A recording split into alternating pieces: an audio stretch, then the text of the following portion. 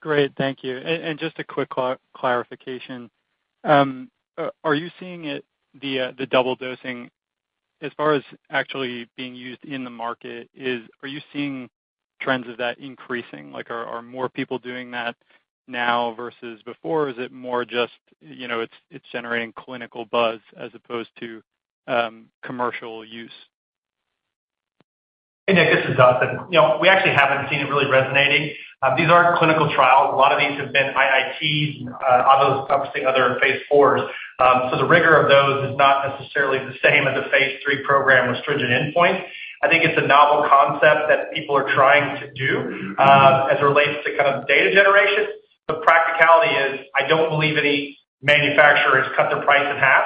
If they haven't done that, the value for the practitioner to try to do that for a slightly increased duration profile is one that doesn't seem to resonate. And also, there's never really been long-term safety on increasing the neuromodulator dosing to try to drive that efficacy. So to date, no, we have not seen that resonate outside of a few publications.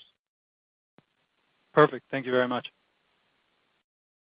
And our next question is from Vamil Divan of Mizuho. Your line is open.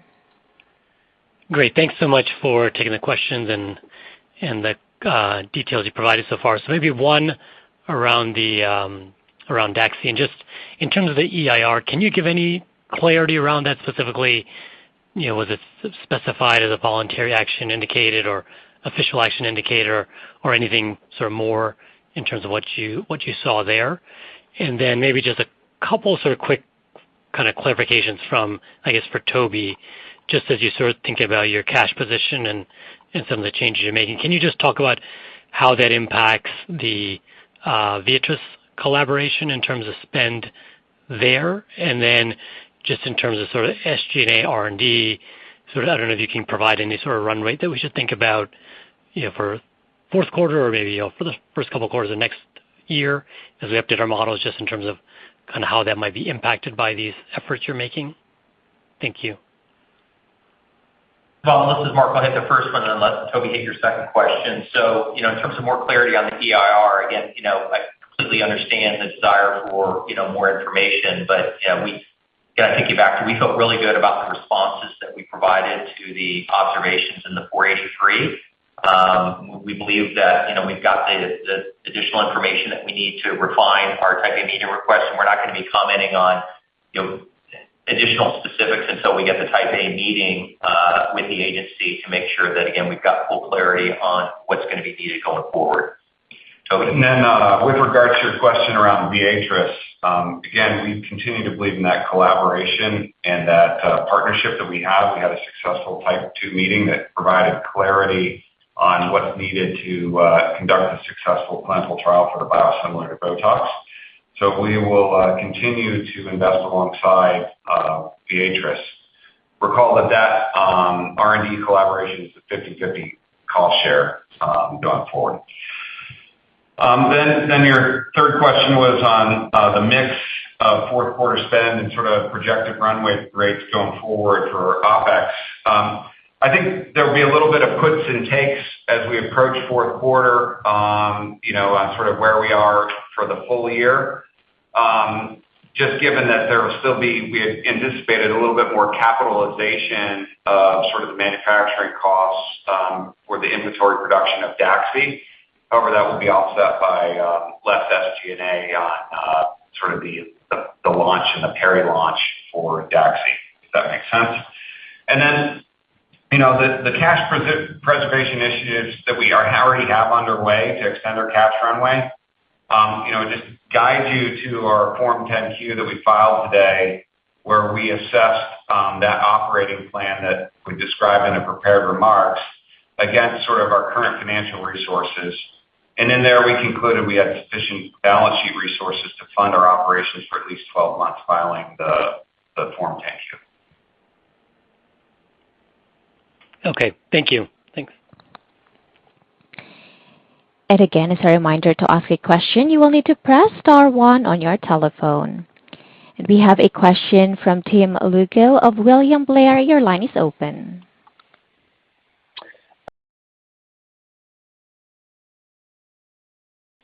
the extent of we're just waiting for DAXI and that halo effect that will come when DAXI is approved? Yeah, Tim. So, first off on RHA, again, if you look at our commercial infrastructure and the people that we have in place, the strategy, the dollars that we're supporting that brand, we feel like we continue to drive adoption independent of DAXI. And if you look at sort of the success that we've had to date and the commentary we made earlier about the fact that we're still largely or pretty thinly penetrated into our target market, the fact that our team is very focused on it, the fact that we expect RHA 1 to come online here, we continue to like how we're positioned in the market and the ability to continue to drive penetration. And then same with Opal too. We just recently, integrated the PayFac functionality in there, which will start to allow us to turn on additional features. And so we continue to think that, both of these can stand on their own. It's obviously premature to speculate sort of, what that runway looks like independent of our neuromodulator. And that's why I think once we have clarity from the agency around the Type A, we'll be in a better position, to sort of talk about what the ramp and the growth runway looks like. I don't know, Dustin, if you want to add anything on that. I think we feel really good. This market is continuing to grow. We've been purposeful about building a standing value proposition for the unique characteristics of RHA. You didn't see us coming out with pricing programs, coupons, others that are artificially driving demand based off of price. People are choosing to buy RHA because the technology is different than what they have in their practices today, and our strategy for advanced aesthetics is different from what they're getting from other manufacturers. That doesn't change without DAXI. Of course, we want DAXI, and we look forward to having that as quickly as possible. We feel very good about the strength of RHA and Opal, agnostic to DAXI approval. That's great to hear. And is there any update with your partnership with Teoxane? I know that they took stock in the deal, and obviously, the stock's been extremely weak since the CRL. Is there, what kind of, I guess, what's the general status of the relationship, and is there, are there any kind of triggers around share price that could be that could impact the relationship? Yes, Tim. No, the upfront sort of stock grant that we made was, part of the overall distribution deal that we had, which was a 10-year deal in the U.S. with the ability to extend it for 2 one-year periods up to a total of 12. There are minimums in there around sort of revenue and spend, but they've been a great partner. We continue to feel really good about how we're performing in the marketplace. So, if anything, given the delay in our neuromodulator, we're able to focus more resources and focus on building the brand, which over time we think will benefit us in terms of a larger account base once we ultimately get our neuromodulator approved. But no, the relationship continues to be really strong, and there's nothing related to the equity, from a relationship perspective. Okay, great to hear. Thank you for the question. Sure.